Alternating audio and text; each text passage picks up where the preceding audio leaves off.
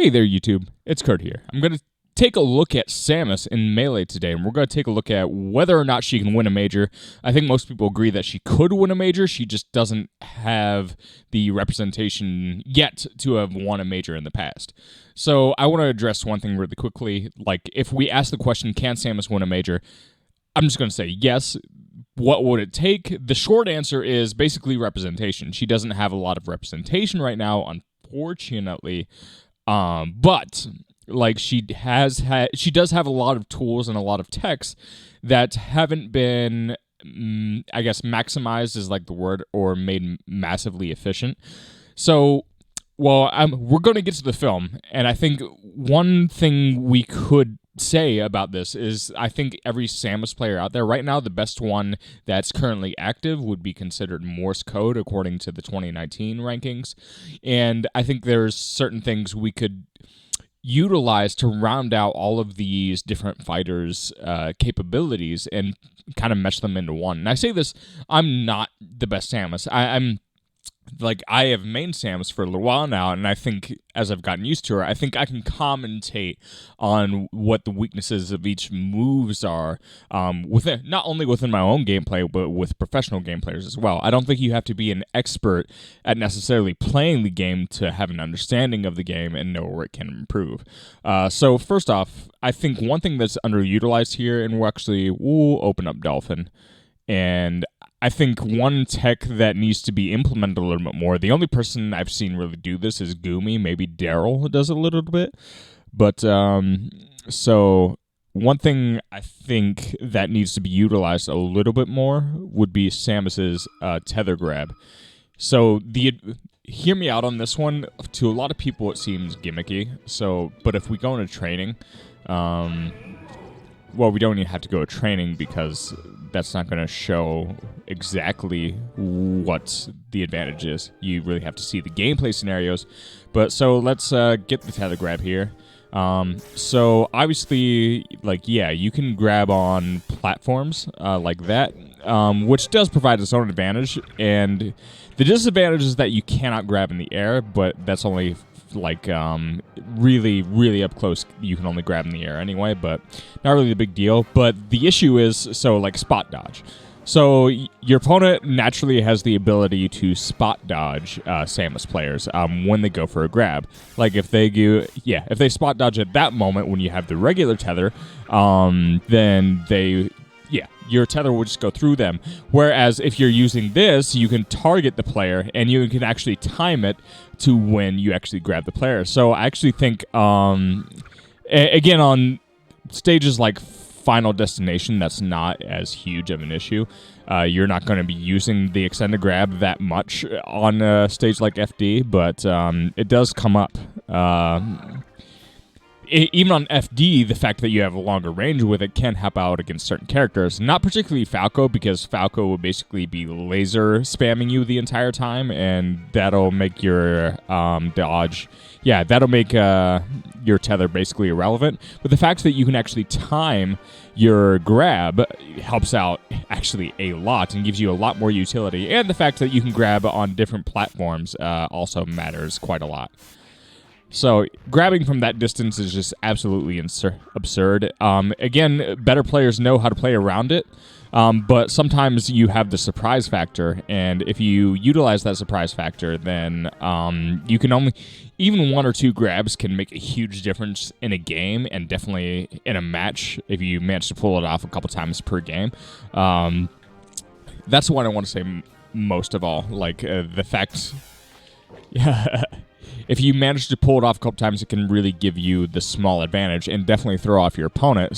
And once your opponent gets used to it, well, then you shy away from doing that grab.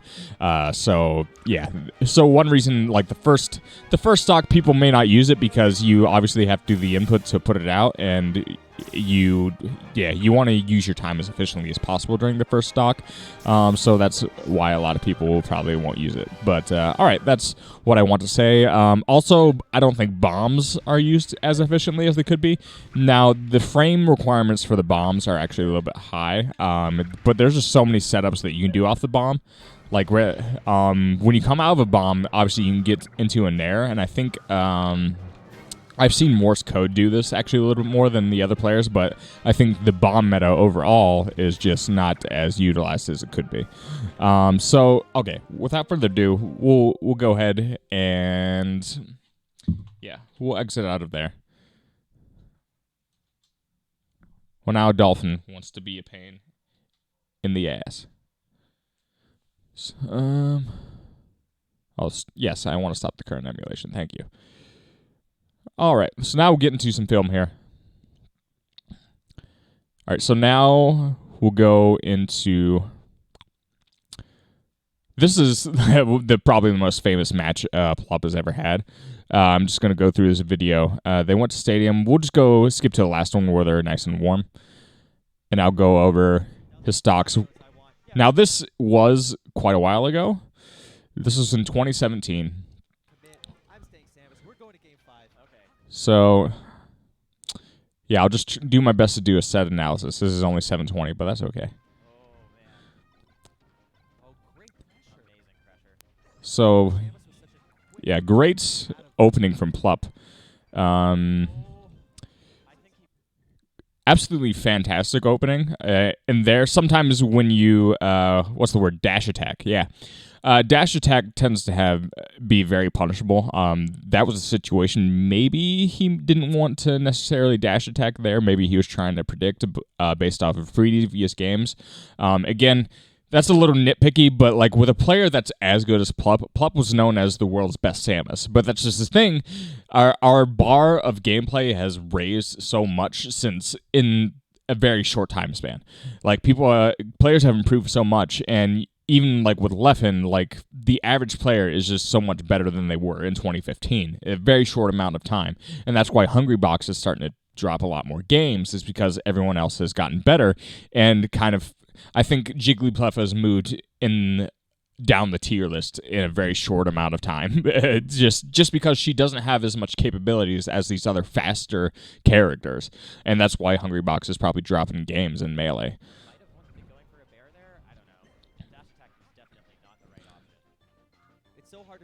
All right, so that was probably a very punishable jump overall, but it ended up working out for him. Yeah, it's a very good rising there. And today, that kill probably wouldn't work in today's meta. Samus privilege. I remember that. But yeah, his edge guarding is really good. So, like, one thing that Plup probably could improve on that players like Duck are really good at doing is changing up his movement a little bit. So there he wave landed on the top platform. He has it's very smooth overall, but so like when you dash forward and you wave dash backwards, that's a great mix up. Like right there he did it. I think maybe he could utilize that a little bit more. It's just great for confusing your opponent overall. Also the down air can have great utility, but the thing is the dare is not, it's extremely punishable and just has so much startup lag, where it's more of like a surprise move, I guess. It has a really interesting trajectory. That was brilliant right there. That is why Plup was. That's one of the reasons why Plup was one of the best when he did what he did. So great movement here overall. Great time management there by starting to do the charge beam again.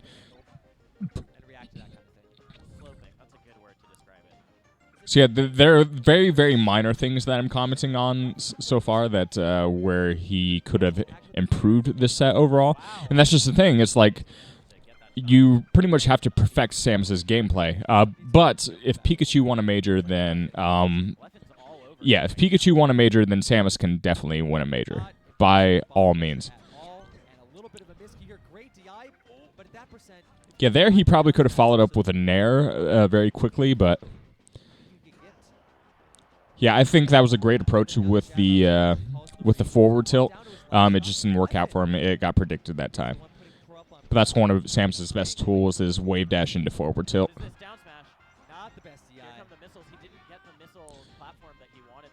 I feel like there's something you could have changed up there.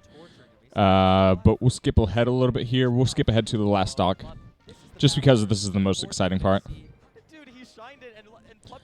Yeah, once if you have the charge shot, you have the ability to take a stock. That's the misunderstood thing about Samus. It's like if you're good at setting up that last charge shot, you basically have a stock no matter what you do.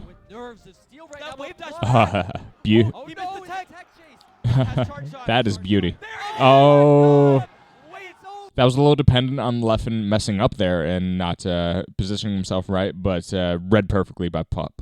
So obviously Plup has the best decision making, I think, out of all the Samus players, but he doesn't always have the tech. Overall, he has the best overall thought process of like, okay, I'm going to do this in this situation. I'm reading my opponent in this situation, so I should probably do this move. He's the best at doing that overall.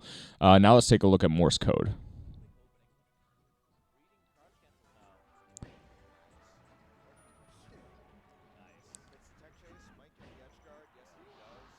So, oh, this is highlights. I didn't want highlights. I wanted him versus... Yeah, West Balls. West Balls is a great player. So we'll just analyze one game here. Actually, I want to go... I don't think the players are as warm in Game 1, so let's take a look at Game 2. So Samus has weak stages too, but I don't think Yoshi's is one of them. I think like Stadium is overall a kind of a weak stage, but... So he ran... This is where I think Morse code has pretty superior ledge. I think his ledge work is actually far superior to the other players. I think that's what Morse code's advantage is. So, but I think Morse code lacks the aggression that players like Plup actually have, and that could help him get stocks a little bit more cleanly. That was a good... I'm sorry, guys. I got to interrupt this video for 1 second.